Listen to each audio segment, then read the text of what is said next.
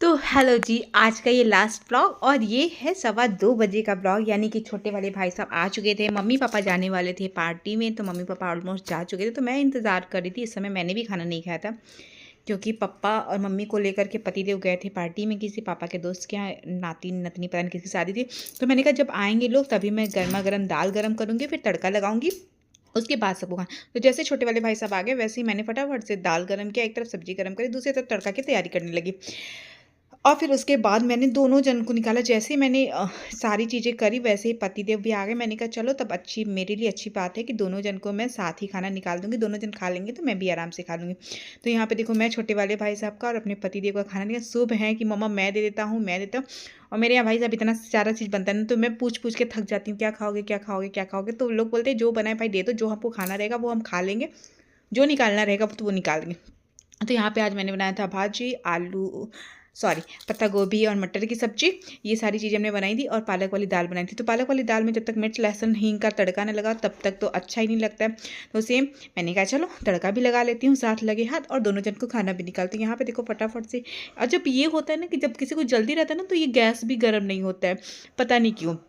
मतलब मेरे यहाँ का तो यही है कि जब भी मतलब जल्दी रहता है। बैठे थे दोनों जन खाना खाने के लिए, मैं सोच रही थी कि कब जल्दी से गर्म हो, जल्दी से गर्म हो। तो फाइनली जाकर के गर्म हो गया।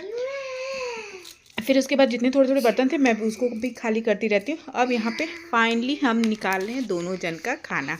सारी चीज़ें निकाली थी, बस दाल बचा था सर्व करने का। तो बाबू हैं कि बाबू मेरी हेल्प करते थे। बाबू बोलेगा मम्मा मैं तो मेरी ना हमेशा शुरू से आदत रही, क्योंकि मैं कभी भी खाना ऐसे वैसे नहीं बनाती हूँ। हमेशा मैं सोचती हूँ कि खाना सबको अच्छा खिलाऊँ, अच्छे से सर्व करूँ। तो सेम मेरी कंडीशन यही है। इस कंडीशन में भी मैं सबका बहुत ही अच्छे से ध्यान रख रही हूँ। तो यहाँ पर मैंने सबको अच्छे से खाना निकाल दिया। नहीं छोटे वाले भाई साहब को, पतिदेव को। यार शुभ कह रहा मम्मा मैं लेके जाता हूँ। मैंने कहा रहने दो तुम, मैं लेके चली जाती हूँ वरना गिरा दोगे। फिर उसके बाद भैया आता है पानी। तो यहाँ पे शुभ का भी खाना निकला होता है, पतिदेव का भी निकला होता है। और फिर उसके बाद छोटे वाले भाई साहब को मैंने कहा जाओ पानी लेकर के जाओ सब लोग, तुम लोग तो भी थोड़ा थोड़ा मेरी हेल्प कर दो। और बच्चे हैं थोड़ी बहुत तो हेल्प करा ही देते हैं। फिर उसके बाद मैं आ जाती हूँ यहाँ पे अपने लिए 305 सेट वाली थाली लेके। मतलब कुछ को लगता है ना कि सबको खाना उसमें मिला, मुझे इसमें। अब तो मेरी आदत है, या तो इसमें खा लेती हूँ, प्लेट में खा लेती हूँ, किसी में भी खा लेती हूँ, ऐसा कोई इशू नहीं है। तो फिर उसके बाद क्या करती हूँ ये भी आपको बताती हूँ, ब्लॉग में मेरे बने रहना। तो ये ऐसा नहीं कि ये आज का मेरा काम है, ये मेरा डेली का रूटीन होता है, डेली का रूटीन होता है। इवनिंग रूटीन भी मैंने आपके साथ अपना शेयर ही किया हुआ है कि इवनिंग में क्या क्या करती हूँ मैं। तो इवनिंग में भी ऐसे बहुत सारे मेरे पास काम हो जाते हैं। और यहाँ पे देखो खाना खाने के बाद भैया जितने भी बर्तन होते हैं उनको इकट्ठा करके रखने होते हैं। किचन मैसी सा हो जाता है तो उनको भी हमेशा साफ़ करना होता है। और क्या बोलते हैं उसको, क्योंकि दीदी आती हैं तो धोती हैं। किचन मुझे गंदा बिल्कुल भी पसंद नहीं आता, हमेशा मैं सफाई करती रहती हूँ। एक तरफ खाना बनाऊंगी, एक तरफ साफ़ सफाई करती रहती हूँ। तो ये मेरी डेली की आदत है, ये मेरा डेली का रूटीन है भैया।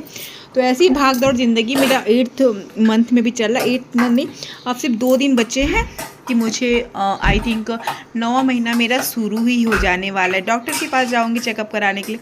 तो ये देखो यहाँ पे फटाफट से सारी चीज़ें मैं अरेंज करके कैसे क्या करना है। और इतने काम में भैया मुझे कोई भी हेल्प नहीं मिलता है, कोई भी नहीं, सिंगल हेल्प भी मुझे नहीं मिलता है। जाओ कर लो। तो मुश्किल होती है बहुत ज़्यादा प्रेगनेंसी में, लेकिन है जिम्मेदारियां हैं जो आपकी वो करनी ही करनी पड़ती हैं, है ना। तो और मैं अपनी जिम्मेदारियों को बखूबी निभा रही हूँ। अब देखो कब तक निभा पाती हूँ। जब तक तो है मेरे में अभी तक दम, जब तक आई थिंक हॉस्पिटलाइज नहीं हो जाऊँगी तब तक मैं अपनी जिम्मेदारियों को भरपूर निभाऊँगी। और जब हॉस्पिटल में एडमिट हो जाऊंगी तब देखेंगे क्या क्या होगा। तब तो फुल्ली मेरे को रेस्ट ही मिल जाना है, लेकिन फ़िलहाल अभी तक तो नहीं ही है। तो ये देखो हो गया। उसके बाद यहाँ पे मैंने बोला ना अभी सब बर्तन निकालूंगी, बर्तन निकाल के भैया बाहर रखूँगी। तो चलो ऐसे ही मेरा ब्लॉग चलता रहता है हमेशा, दिन से रात, रात से दिन से रात, यही होता रहता है मेरे साथ हमेशा। तो अब मिलते हैं नेक्स्ट ब्लॉग में, तब तक tata bye bye, love you all.